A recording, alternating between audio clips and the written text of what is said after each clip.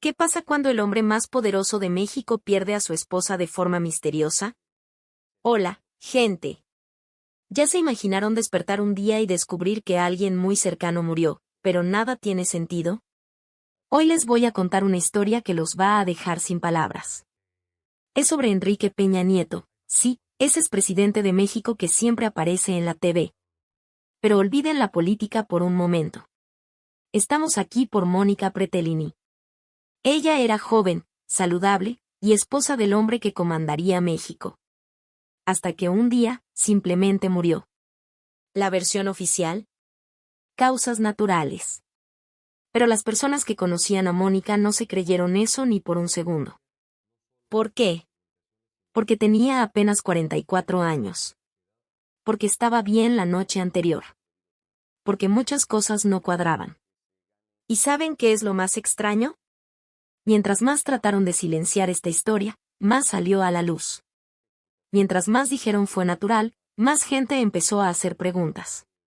Antes de sumergirnos en esta investigación, si les gustan los casos reales que parecen película, no olviden suscribirse y activar la campanita.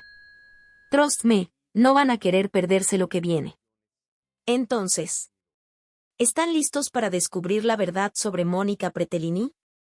Porque les garantizo, esta historia va a cambiar todo lo que piensan sobre el poder y la justicia.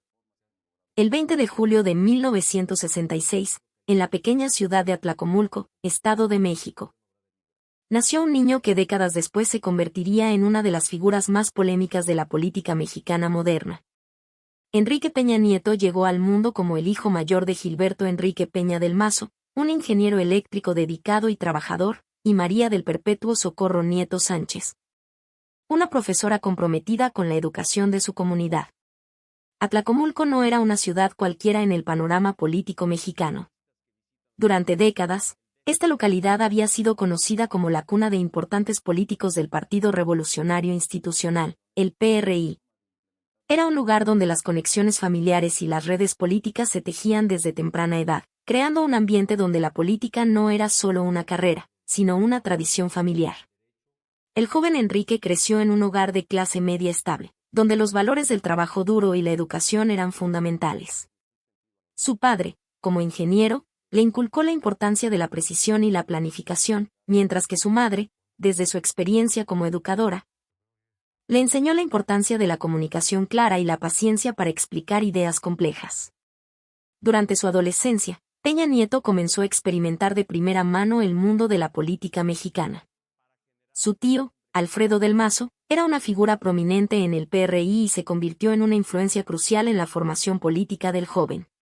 Las cenas familiares se llenaban de conversaciones sobre estrategias políticas, campañas electorales y la importancia de mantener buenas relaciones con los líderes del partido. Fue durante estos años formativos cuando Enrique comenzó a participar activamente en campañas políticas.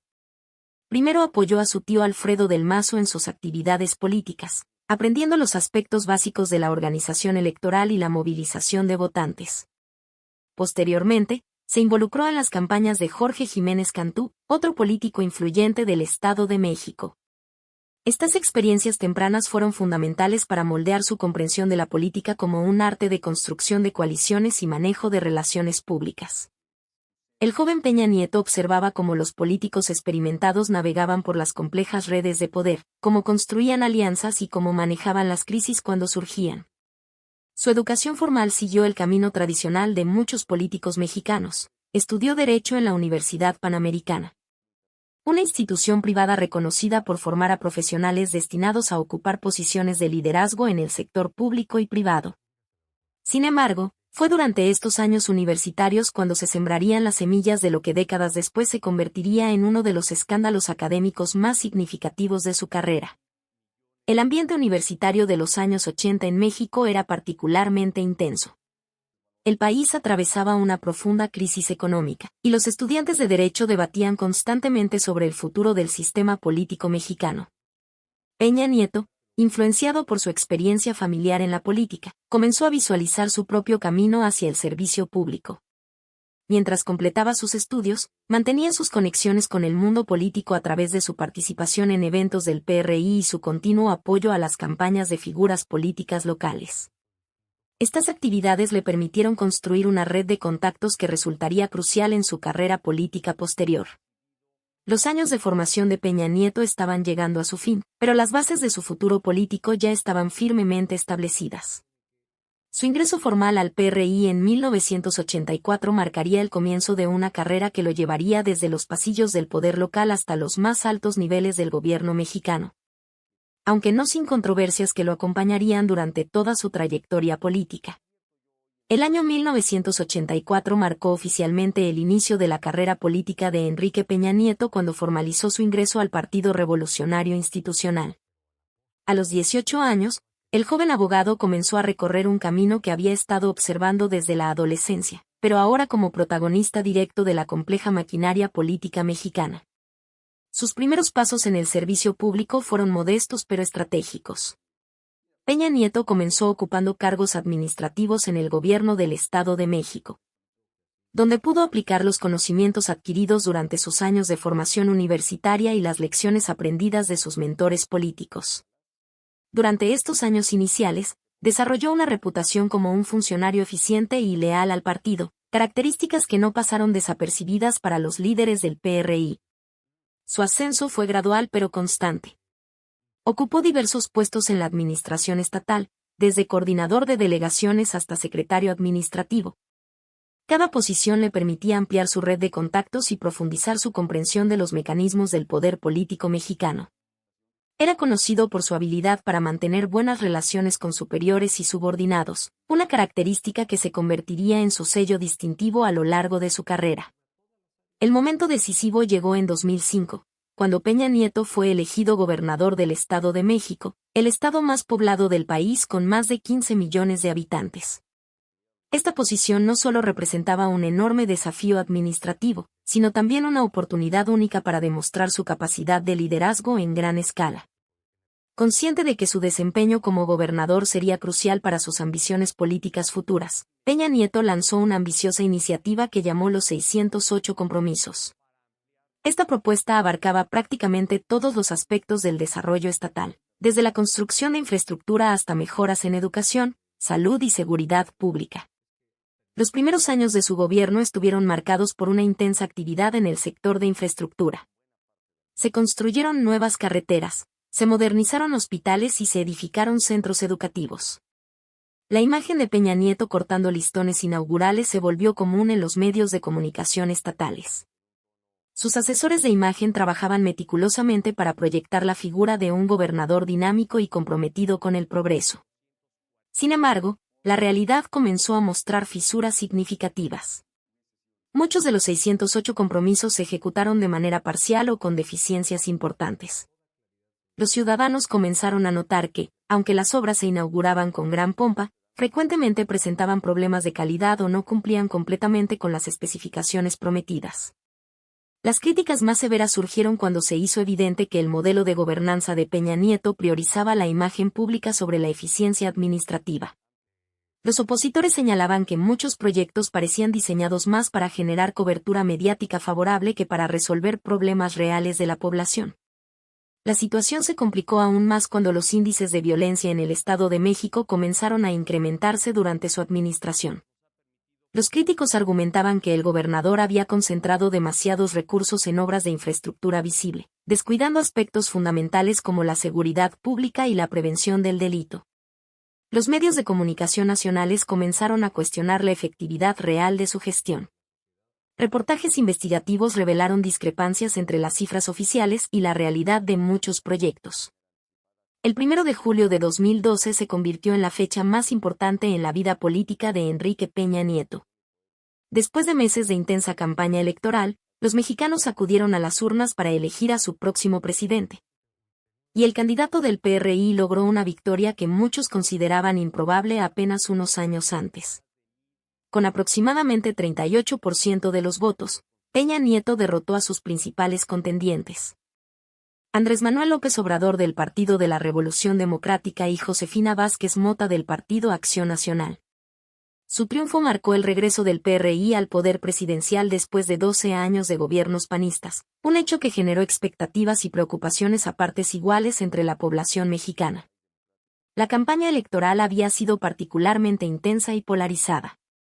Peña Nieto enfrentó críticas constantes sobre su experiencia y preparación para gobernar el país, especialmente después de algunos tropiezos mediáticos que cuestionaron su conocimiento sobre temas fundamentales. Sin embargo, su maquinaria política y su capacidad para proyectar una imagen de modernidad y cambio resultaron efectivas para convencer a millones de votantes. El periodo entre su elección en julio y su toma de posesión el 1 de diciembre de 2012 fue utilizado intensivamente para preparar lo que sería su propuesta más ambiciosa, el Pacto por México. Esta iniciativa representaba un intento sin precedentes de crear consensos políticos amplios que permitieran impulsar reformas estructurales profundas en el país. El Pacto por México fue presentado como una nueva forma de hacer política, donde los tres principales partidos políticos del país trabajarían juntos para aprobar las reformas que México necesitaba urgentemente. La ceremonia de firma, realizada en el castillo de Chapultepec, fue cuidadosamente orquestada para transmitir un mensaje de unidad nacional y determinación política.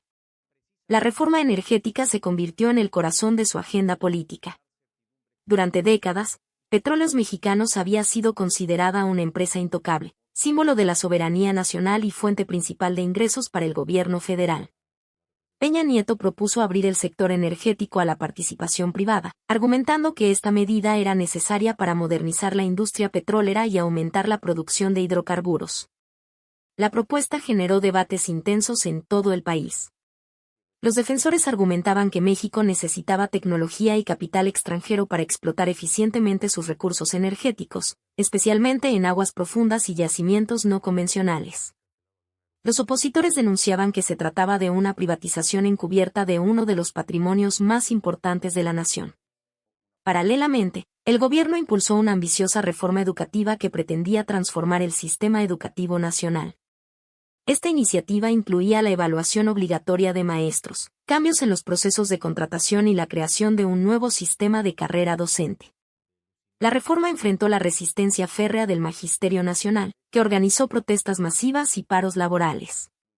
La reforma financiera completaba el trío de transformaciones estructurales más importantes.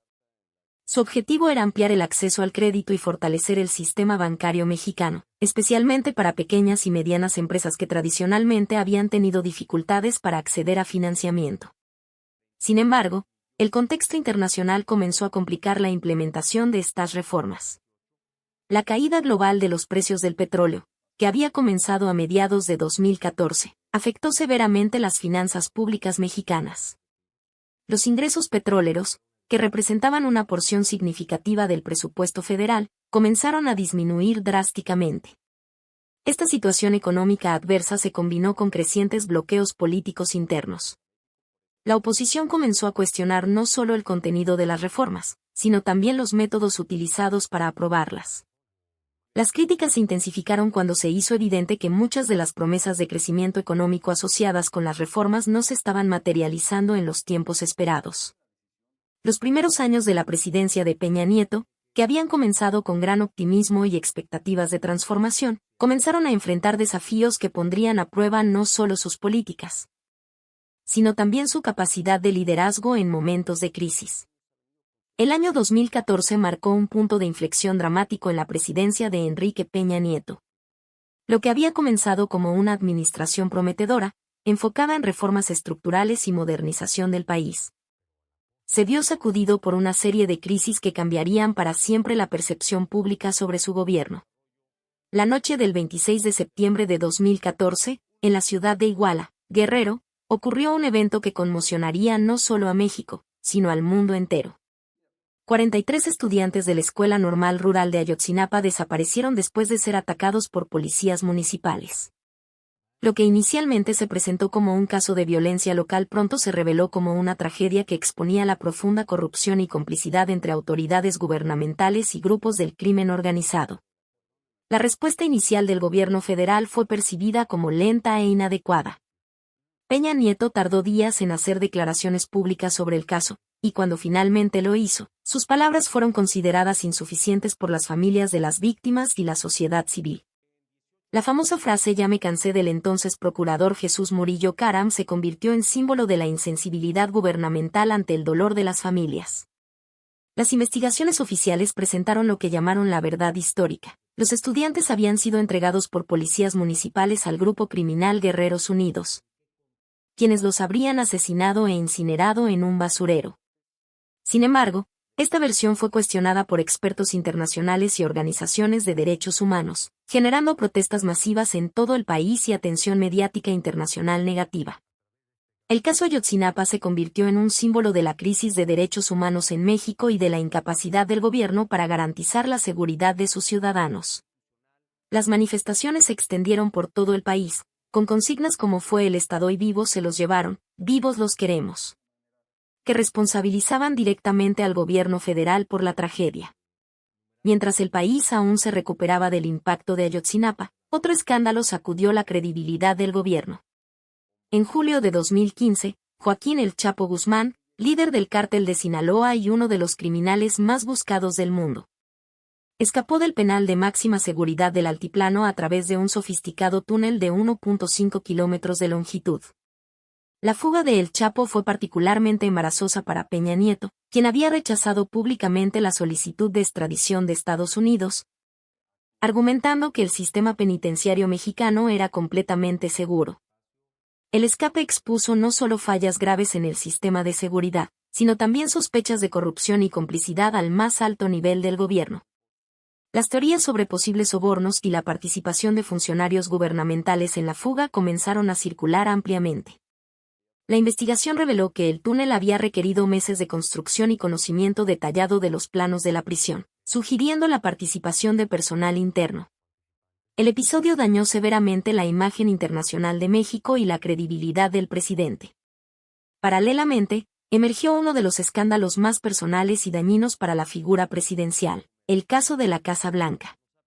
En noviembre de 2014, un reportaje periodístico reveló que Angélica Rivera, esposa del presidente, había adquirido una lujosa mansión en las lomas de Chapultepec por $7 millones a través de un esquema de financiamiento con Grupo IGA, una empresa constructora que había obtenido contratos millonarios con el gobierno. El escándalo se agravó cuando se descubrió que la casa había sido comprada inicialmente por Juan Armando Hinojosa Cantú, director de Grupo IGA, quien había sido beneficiario de contratos gubernamentales durante la época en que Peña Nieto era gobernador del Estado de México. La primera dama argumentó que había adquirido la propiedad con sus propios recursos como actriz, pero la explicación no convenció a la opinión pública. Las investigaciones posteriores revelaron conexiones adicionales entre el círculo cercano del presidente y empresarios favorecidos con contratos gubernamentales. Se descubrieron vínculos con la constructora brasileña Odebrecht, que había admitido pagar sobornos en varios países latinoamericanos, incluido México. Además, surgieron denuncias sobre el uso de la Fiscalía Especializada para la Atención de Delitos Electorales FEPADE para intimidar a opositores políticos y críticos del gobierno. Estas acusaciones sugerían que el aparato de justicia estaba siendo utilizado como herramienta de persecución política, minando aún más la credibilidad democrática del gobierno. La acumulación de estos escándalos creó una tormenta perfecta que transformó la percepción pública sobre la presidencia de Peña Nieto. Mientras Enrique Peña Nieto construía su carrera política y enfrentaba las crisis públicas de su presidencia, su vida personal estaba marcada por tragedias profundas y decisiones que también generarían controversia pública. Detrás de la imagen cuidadosamente construida del político exitoso, se escondían dolores familiares que moldearían su carácter y sus decisiones futuras. En 1994, cuando aún era un joven funcionario del gobierno del Estado de México, Peña Nieto se casó con Mónica Pretelini Sáenz, una mujer que se convertiría en su compañera durante los años más importantes de su ascenso político. Mónica era una persona discreta, alejada de los reflectores, que prefería mantener un perfil bajo mientras su esposo desarrollaba su carrera pública. El matrimonio prosperó durante más de una década, y la pareja tuvo 3 hijos, Paulina, Alejandro y Nicole. Mónica se convirtió en un pilar fundamental en la vida de Peña Nieto, brindándole estabilidad emocional y apoyo incondicional durante los desafíos políticos que enfrentaba. Era conocida por su dedicación a las causas sociales y su trabajo discreto con organizaciones benéficas. Sin embargo, la tragedia golpeó a la familia en 2007, cuando Mónica falleció súbitamente debido a una crisis epiléptica. Su muerte ocurrió en un momento crucial de la carrera política de Peña Nieto, cuando se preparaba para lanzar su candidatura presidencial. La pérdida de su esposa lo sumió en una profunda depresión y lo obligó a replantearse muchos aspectos de su vida personal y profesional. La muerte de Mónica dejó a Peña Nieto como padre soltero de 3 hijos adolescentes, una responsabilidad que tuvo que equilibrar con sus ambiciones políticas. Durante los meses siguientes, se retiró parcialmente de la vida pública para procesar su dolor y reorganizar su vida familiar. Sus colaboradores cercanos describen este periodo como uno de los más difíciles de su vida, donde cuestionó si debía continuar con su carrera política o dedicarse completamente a la crianza de sus hijos. Durante este periodo de luto, comenzaron a surgir rumores sobre aspectos de su vida personal que habían permanecido ocultos. En 2012, durante su campaña presidencial, Peña Nieto se vio obligado a admitir públicamente que había tenido 2 hijos fuera de su matrimonio con Mónica. Esta revelación causó un escándalo mediático significativo y planteó preguntas sobre su integridad personal y familiar. El político reconoció que uno de estos hijos había fallecido siendo aún muy pequeño, una tragedia personal que había mantenido en privado durante años. La muerte de este hijo, sumada a la pérdida de Mónica, reveló un patrón de dolor personal que contrastaba dramáticamente con su imagen pública de éxito y control.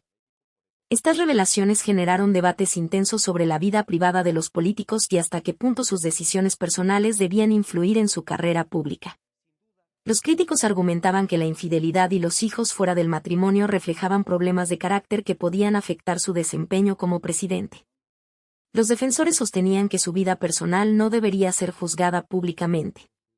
En 2010, 3 años después de la muerte de Mónica, Peña Nieto se casó con Angélica Rivera, una actriz famosa conocida por sus papeles en telenovelas populares. Esta unión marcó un cambio significativo en su vida personal y también en su imagen pública. Rivera era una figura mediática establecida, con una carrera exitosa en la industria del entretenimiento y una presencia pública muy diferente a la de su primera esposa. El matrimonio con Angélica Rivera trajo nuevas dinámicas a la vida de Peña Nieto. Ella se convirtió en una primera dama muy visible, con una presencia mediática activa que a veces generaba controversia. Su background como actriz y su estilo de vida lujoso contrastaban con las expectativas tradicionales sobre el papel de una primera dama mexicana. Durante los años presidenciales, la relación entre Peña Nieto y Rivera enfrentó presiones constantes. Los escándalos políticos, especialmente el caso de la Casa Blanca, afectaron directamente a la pareja. Rivera se convirtió en el centro de la controversia cuando se reveló que había adquirido la lujosa mansión en circunstancias cuestionables. El matrimonio terminó en 2019, cuando la pareja anunció su divorcio después de que Peña Nieto había dejado la presidencia. El proceso fue discreto, pero se especuló que las presiones políticas y los escándalos habían contribuido al deterioro de la relación.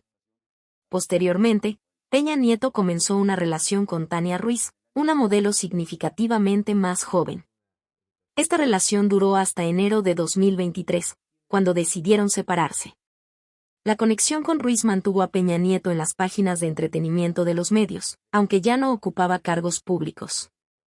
Estas experiencias personales revelaron las complejidades de mantener una vida privada mientras se ocupa uno de los cargos más visibles del país. La presidencia de México es, sin duda, uno de los cargos más demandantes del mundo. Las presiones políticas, las crisis constantes y el escrutinio público permanente cobran un precio significativo en la salud física y mental de quienes ocupan esta posición. Enrique Peña Nieto no fue una excepción, y durante su mandato, su estado de salud se convirtió en un tema de interés público y preocupación nacional. El primer desafío médico significativo que enfrentó Peña Nieto como presidente ocurrió cuando fue necesario someterlo a una cirugía para la remoción de la vesícula biliar. Esta intervención quirúrgica, aunque común, generó considerable atención mediática debido a que requería que el mandatario se ausentara temporalmente de sus funciones oficiales. La cirugía de vesícula se realizó en condiciones de máxima discreción y seguridad, con un equipo médico especializado que había sido cuidadosamente seleccionado. El procedimiento, conocido técnicamente como colecistectomía, se llevó a cabo exitosamente y sin complicaciones. Los médicos reportaron que la recuperación del presidente fue satisfactoria y que pudo retomar gradualmente sus actividades oficiales.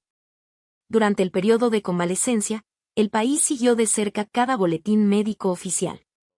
La transparencia en la comunicación sobre su estado de salud era crucial para mantener la estabilidad política y evitar especulaciones que pudieran afectar los mercados financieros o crear incertidumbre en la población.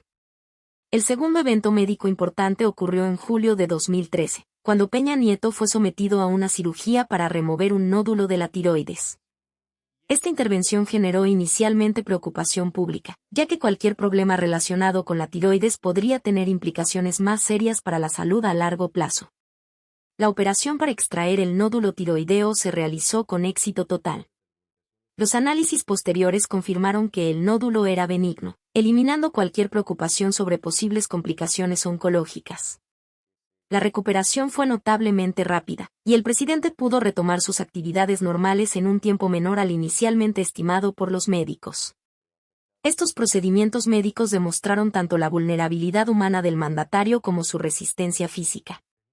A pesar de las intervenciones quirúrgicas, Peña Nieto mantuvo un ritmo de trabajo intenso, cumpliendo con sus compromisos oficiales y manteniendo una agenda pública activa.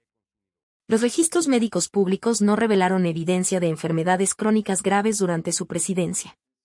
Sin embargo, observadores cercanos notaron el impacto físico evidente que las presiones del cargo ejercían sobre él. Las fotografías oficiales mostraban un envejecimiento acelerado, común en líderes políticos que enfrentan responsabilidades extremas. El estrés constante al que estaba sometido era visible en diversos aspectos.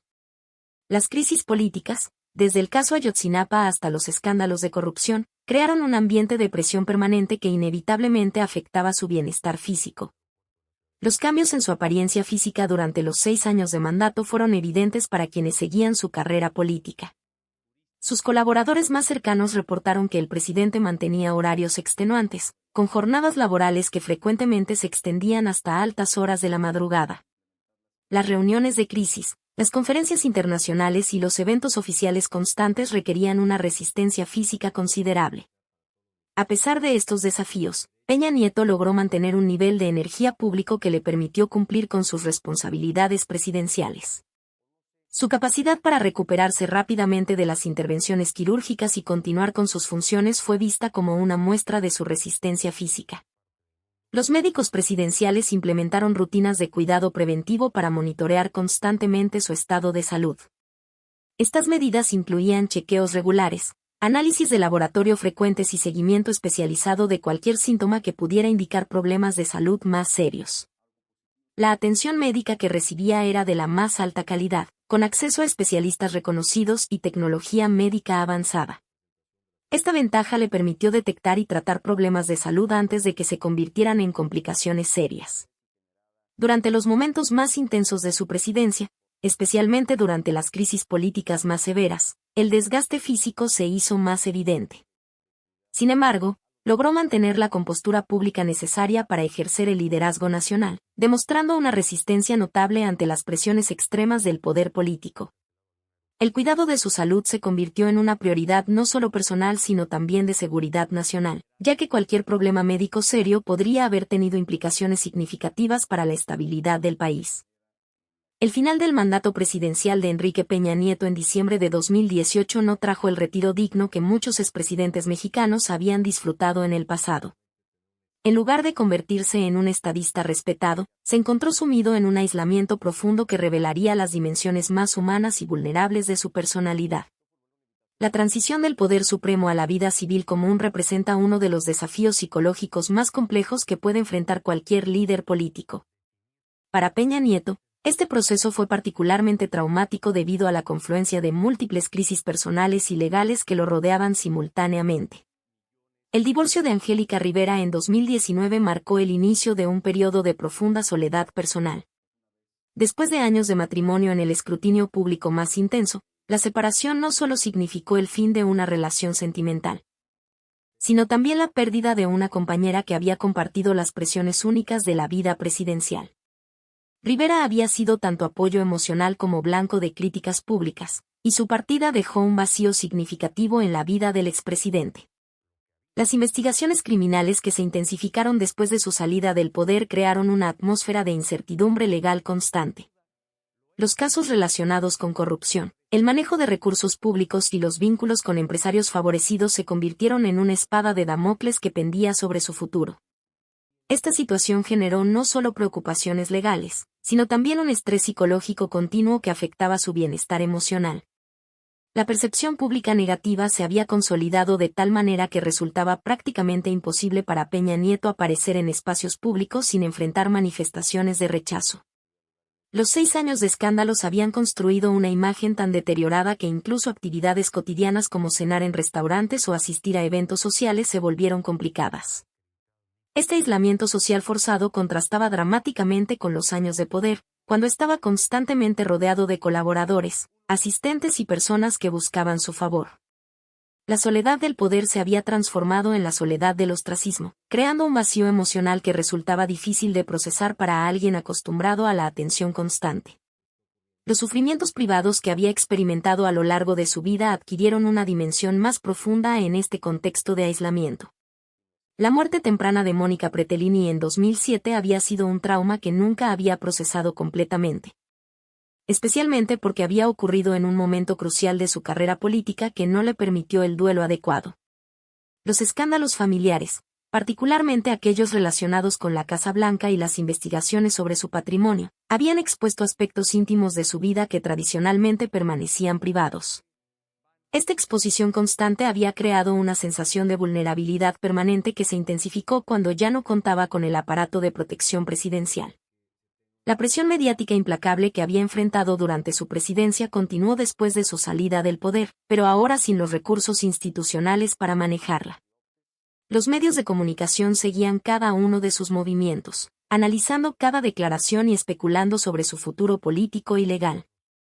Esta atención constante, que antes había sido manejada por un equipo de comunicación profesional, ahora se convertía en una carga personal abrumadora. La ausencia de una red de apoyo público sólida se hizo evidente en estos momentos de crisis. Durante su presidencia, había estado rodeado de aliados políticos, asesores y colaboradores que dependían de su posición para mantener sus propias carreras. Una vez fuera del poder, muchas de estas relaciones se desvanecieron, revelando la naturaleza instrumental de muchas de las conexiones que había creído genuinas. Esta situación generó una crisis de identidad profunda. Durante décadas, Peña Nieto había definido su identidad en términos de su carrera política y su posición de poder. La transición a la vida civil común requería reconstruir completamente su sentido de propósito y valor personal, un proceso particularmente difícil cuando ocurría en un contexto de rechazo público y aislamiento social. Los momentos de introspección forzada revelaron las dimensiones más humanas de una figura que había sido percibida públicamente como calculadora y artificial. La soledad le permitió, quizás por primera vez en décadas, confrontar las consecuencias emocionales de las decisiones que había tomado durante su carrera política. El expresidente se encontraba navegando por aguas desconocidas, intentando redefinir su identidad sin los marcos de referencia que habían guiado su vida durante más de 30 años. La historia juzgará con dureza a Enrique Peña Nieto, pero quizás ningún juicio será tan severo como el que él mismo debe enfrentar cada día al mirarse en el espejo. Su legado presidencial representa una de las paradojas más complejas de la política mexicana moderna. Un líder que llegó al poder con promesas de transformación y lo dejó marcado por escándalos que definirán su lugar en la historia. Las reformas estructurales que impulsó durante su administración eran, en teoría, exactamente lo que México necesitaba para modernizarse y competir en el siglo XXI. La reforma energética prometía revitalizar la industria petrolera nacional, la educativa buscaba mejorar la calidad de la enseñanza, y la financiera pretendía democratizar el acceso al crédito. Estas iniciativas representaban décadas de trabajo técnico y consenso político que finalmente se materializaron durante su gobierno.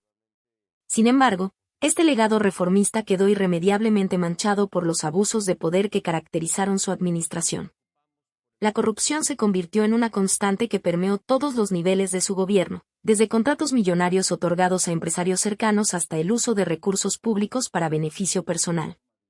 Los casos de Odebrecht, la Casa Blanca y los múltiples escándalos de enriquecimiento ilícito crearon una percepción de gobierno capturado por intereses privados. Las violaciones a los derechos humanos durante su mandato representan quizás el aspecto más grave de su legado. El caso Ayotzinapa se convirtió en el símbolo de un gobierno que no solo fue incapaz de proteger a sus ciudadanos, sino que aparentemente participó en la construcción de una narrativa falsa para ocultar la magnitud de la tragedia. La tortura, Las desapariciones forzadas y la represión de manifestantes revelaron un Estado que utilizaba la violencia como herramienta de control político. El espionaje sistemático a periodistas, activistas y opositores políticos mediante el software Pegasus representó una violación masiva de los derechos civiles que recordaba a los peores momentos del autoritarismo mexicano. Esta práctica no solo violaba la ley, sino que revelaba una mentalidad autoritaria que veía a la crítica como una amenaza que debía ser neutralizada por cualquier medio. En el plano personal, los traumas que marcaron la vida de Peña Nieto añaden una dimensión humana compleja a su historia política. La pérdida de Mónica Pretelini en 2007 fue un golpe del cual nunca se recuperó completamente. Su muerte no solo le quitó a la compañera de su vida, sino que lo dejó enfrentando la presión política más intensa de su carrera sin el apoyo emocional que ella había representado durante más de una década. La exposición pública de sus hijos extraconjugales durante la campaña presidencial de 2012 reveló aspectos de su vida privada que preferían mantener en secreto. Esta revelación no solo afectó su imagen pública, sino que también tuvo consecuencias profundas en sus relaciones familiares. El hecho de que uno de estos hijos hubiera fallecido siendo muy pequeño añadió una dimensión de dolor personal que raramente se discutía públicamente. El desmoronamiento progresivo de su imagen pública durante la presidencia fue particularmente traumático para alguien que había construido su carrera política sobre la base de una comunicación cuidadosamente manejada. Ver cómo su reputación se deterioraba sistemáticamente, mientras los escándalos se acumulaban uno tras otro, debe haber sido una experiencia psicológicamente devastadora. Peña Nieto ha evitado consistentemente hacer declaraciones emocionales públicas sobre estos temas. Su estilo comunicativo siempre ha privilegiado la frialdad calculada sobre la expresión genuina de emociones. Esta característica, que inicialmente fue parte de su estrategia política, se convirtió en una limitación que le impidió conectar emocionalmente con el pueblo mexicano durante las crisis más graves de su mandato. Sin embargo, quienes conocen de cerca su trayectoria reconocen que detrás de esa fachada controlada existe un hombre profundamente marcado por las pérdidas personales y las consecuencias de sus decisiones políticas. La ambición desmedida que lo llevó a la presidencia también fue la que precipitó su caída, creando un ciclo de poder, corrupción y destrucción que afectó no solo su destino político, sino también su bienestar emocional. La historia de Enrique Peña Nieto es la historia de un hombre dividido entre sus aspiraciones de grandeza y sus limitaciones humanas. Es la narrativa de alguien que alcanzó el poder supremo pero perdió su alma en el proceso. Su legado permanecerá como un recordatorio de que el poder sin principios éticos inevitablemente conduce a la destrucción, tanto personal como política. Las lágrimas que el pueblo mexicano derrama por Peña Nieto no son de nostalgia, sino de dolor por las oportunidades perdidas y por el costo humano de la ambición sin límites. ¿Y qué tal, gente? ¿Qué les pareció esta historia?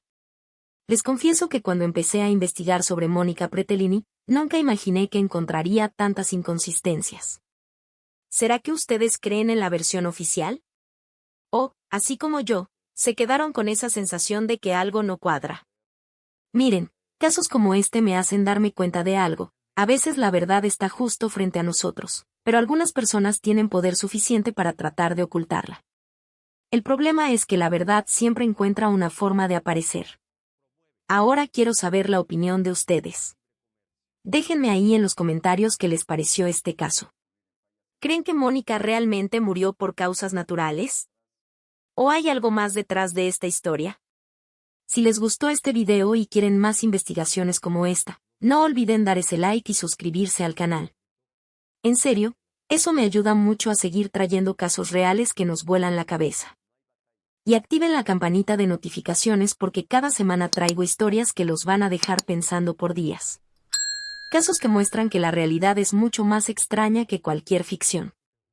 Hasta el próximo misterio, gente. Y recuerden, la verdad siempre sale a la luz, no importa cuánto tiempo tome.